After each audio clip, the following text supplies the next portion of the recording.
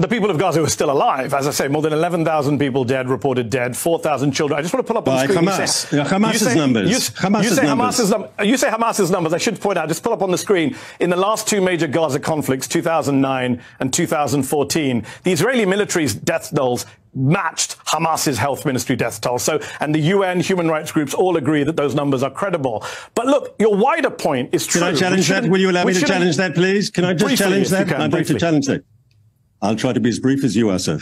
Those numbers are provided by Hamas. There's no independent verification. And secondly, more importantly, you have no idea how many of them are Hamas terrorists, combatants, and how many are civilians. Hamas would have you believe that they're all civilians, that they're all children. And here we have to say something that isn't said enough.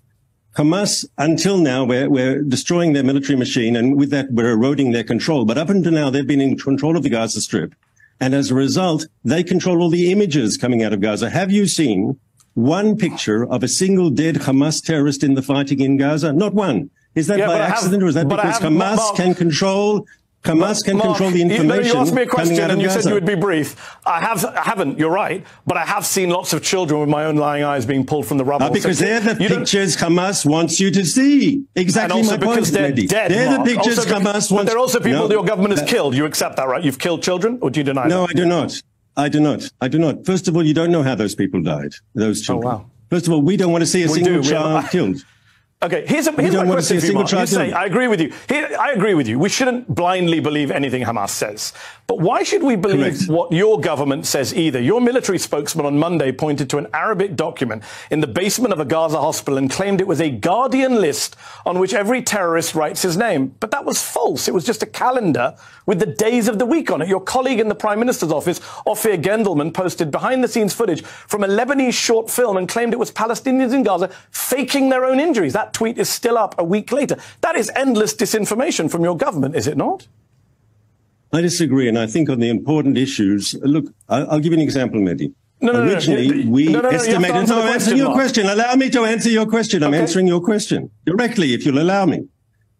We originally said in the atrocious Hamas attack on our people on October 7th, we had the number at 1,400 casualties, and now we've revised that down to 1,200 because we understood that we had overestimated. We made a mistake. There were actually bodies that were so badly burnt, we thought they were ours. In the end, apparently, they were Hamas terrorists.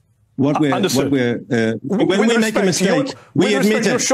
Why does that give you permission? Why does that give you permission to accept Hamas's numbers? I don't understand. I didn't ask about Hamas's numbers. I said to you that your military spokesman... you were quoting to me before Hamas numbers, Mehdi. You were quoting to me Hamas's numbers. Because the entire UN and the human rights community and the American intelligence community on Friday said they trust those numbers. But you're dodging my question, Mark. I'm not sure that's true. Why did your military spokesman on Monday point to a calendar in Arabic and say these are the names of terrorists on them? That's false. Can you accept that here and now?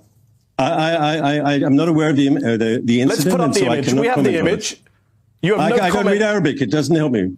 I have no comment. I'm not familiar with the incident. Does your spokesman read Arabic? Hang on, I have a question, Mehdi. You're a journalist. Have you made a professional mistake ever? Not intentionally, but have you made a professional mistake? Exactly, and I own up to it. Have you made a mistake? So can you own up to the mistake? So if I've made mistakes, you've made mistakes. But there's a difference between making an honest mistake and between Hamas that deliberately exaggerates numbers to suit its propaganda purposes. There's a huge difference. So it sounds like...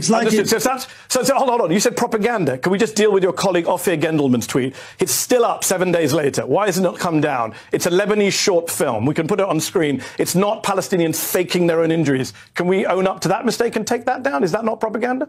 Once again, I understand that was also a mistake.